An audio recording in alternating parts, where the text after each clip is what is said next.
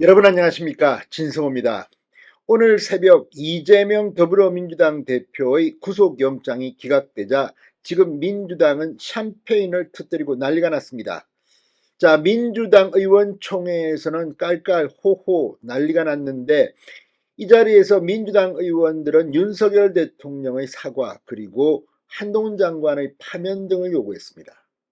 여기에서 한 걸음 더 나아가 박지원 전 국정원장은 라디오 방송에 나와 한동훈의 탄핵을 주장했고, 추미애 전 법무부 장관 역시 탄핵을 이야기합니다.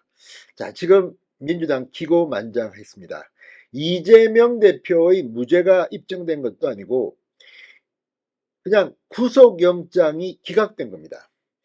이 사법 시스템에서 중간에 판사의 판단에 의해서 영장 기각이 되는데, 이걸 가지고 지금 총선에서 승리할 것처럼 떠들고 있습니다. 자, 이게 어떤 일일까요?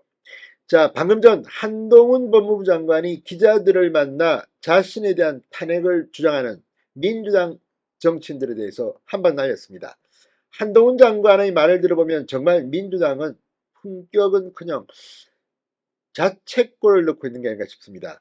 오늘 장해찬 이 국민의힘 청년 최고위원도 라디오에 나와서 왜 이게 이재명이 충격적인 최후를 맞이할 것인가를 설명했습니다. 문재인 전 대통령의 최최 측근이라는 김경수 전 경남도지사 역시 구속영장이 기각됐습니다. 그렇지만 결국 구속돼서 실형을 살았습니다. 문재인 정부의 김은경 전 환경부 장관은 어떻습니까? 블랙리스트와 관련해서 구속영장은 기각됐습니다. 그러나 법정에서 실형을 선고받고 구속됐습니다.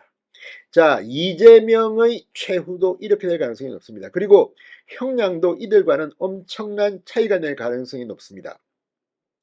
자, 지금은 희희낙낙 민주당이 웃고 있을지 모르지만 법적인 측면이 아니라 정치적 측면에서도 이제 친명, 이재명 사당화가 되고 있는 민주당, 내년 총선에서 중도층으로부터 심판을 받을 것으로 보입니다. 국민의힘은 이럴 때일수록 의기소침하지 말고 좀 더 큰 그림, 먼 시야를 가지고 총선 준비를 해야 될 것으로 보입니다. 진성호의 융단 폭격 시작합니다. 더불어민주당을 융단 폭격합니다. 방송에 앞서 아직 진성호 방송의 구독자가 아니신 분은 붉은색 구독 버튼 눌러주십시오. 더 좋은 방송으로 보답하겠습니다. 오늘 아침 기자들의 질문에 이 구속영장 기각이 죄가 없다는 이야기는 아니다, 이런 이야기를 했던 한동훈 장관이 방금 전 야권 일각에서 자신에 대한 탄핵을 거론하는 데 대해서 이렇게 말했습니다. 자기 당 대표의 각종 중대 불법을 법과 절차에 따라 수사해서 처벌하는 것이 장관을 탄핵할 사유가 맞는가? 한동훈 장관은 정부 과천청사에서 기자들에게 민주당은 지난해부터 틈만 나면 저에 대한 탄핵을 공언해왔다고 말했습니다. 다수당의 권력이 범죄 수사를 방해하고 범죄를 옹호할 때 그러한 외풍을 맞고 수사가 왜곡되거나 영향받지 않도록 하는 것이 법무부 장관의 임무라고 강조했습니다. 실제 민주당은 지금 이재명 말고도 사법방해 의혹을 받고 있는 사람들이 많습니다. 당대표실에서도 지금 검찰에 불려가서 털어놓은 사람도 있습니다. 자, 지금 민주당은 구속영장 기각 하나를 가지고 마치 다인 것처럼 떠들고 있습니다. 그러다가 김은경 전 장관처럼, 김경수 전 지사처럼 법정에서 아주 불행한 최후를 맞이할 가능성이 없는지 되새겨 보시기 바랍니다. 자, 박지원 전 국정원장 오늘 BBS 불교방송에 나와서 야당 탄압을 하고 준동을 한 한동훈 장관은 책임지고 스스로 사퇴하든지 윤석열 대통령이 해임시키든지, 안 그러면 국회에서 탄핵해야 한다고 주장했습니다. 추미애 전 장관도 SNS에 한동훈 탄핵을 주장했습니다. 자, 한동훈 장관은 검찰 수사가 무리했다고 생각하지 않느냐는 지적에는 관련자, 실무자 20여 명이 구속되어 있는 사안이다. 일반 국민에 대해 형사사법 시스템의 정의가 구현되는 과정을 생각해 보시면 그런 말씀을 하는 건 어렵지 않을까 생각한다고 반박했습니다. 실제 몸통은 지금 영장이 기각되고 밑에 깃털들은 지금 20여 명이 구속됐다, 이런 생각을 할 수도 있습니다. 한동훈 장관은 현직 당대표로서 증거인멸 염려를 단정하기 어렵다는 법원 판단에 대해 검찰 수사팀이 사법에 정치적 고려가 있는 것 아닌지 우려된다고 반발한 데 대해서는 상식적인 말씀 같다고 동조했습니다. 자, 구속영장 결정은 범죄 수사를 위한 중간 과정일 뿐입니다. 죄가 없다는 건 아닙니다. 지금 민주당이 뭔가 착각하고 이거 알아가지고 완전히 다인 것처럼 떠들고 있습니다.